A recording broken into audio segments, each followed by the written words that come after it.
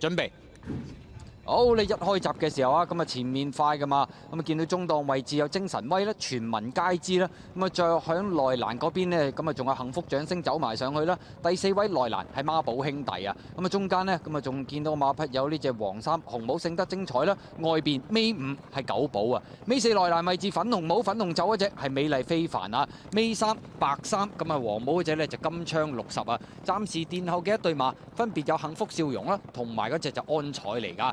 好啦，接近呢個1200米嘅段處，前面放頭嘅馬匹咧有呢隻全民皆知啦。咁啊，大約跟住響呢個第2位咧，咁啊九寶咧就慢慢游咗上嚟第2喎。第3位埋邊位置係精神威啦。咁啊，第4位就幸福掌聲啦。第5位內欄位置紅衫嗰隻就孖寶兄弟啊。出邊黃衫紅帽第6位勝得精彩啊。後邊嗰4隻啦，內欄粉紅帽粉紅袖美麗非凡啊。咁啊出邊位置尾3咧，咁啊白衫黃帽就金槍60啊。幸福笑容跟住金槍60嚟炮啊！暫時包咗落尾嘅馬都仲係嗰隻安彩嚟嘅。好啦，咁啊轉緊彎中間啦，前面帶頭嘅馬都仲係全民皆知啦。次序上喐動唔大，九寶第2，精神威第3啊。咁啊幸福掌聲呢，外邊進佔第4位啊。再見到中檔位置仲有勝得精彩埋邊入孖寶兄弟啊，等內欄喎，粉紅帽粉紅袖美麗非凡攞咗出去嘅馬有幸福笑容啦。馬林中間呢，就個金槍60啊，鬥到嚟最後300零米透出嘅馬見到外邊勝得精彩啊，埋邊位置美麗非凡搏位搏唔到啊！中檔位置衝上嚟有金槍60，外邊上緊仲有安彩啊，同埋呢隻呢就幸福笑容。最後100零米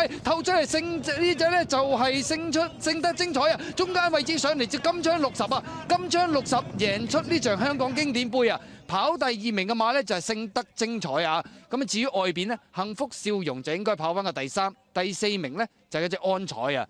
咁啊結果都係呢隻金槍60啊！就算上到1800米嘅路程呢，贏嘅姿態都輕鬆啊！亦都真正呢場賽事擊敗到啲對手呢，就冇咩意外嘅。勝得精彩跑第2，幸福笑容咁啊，俾金槍60掟甩咗少少啊！安彩呢就跑第4。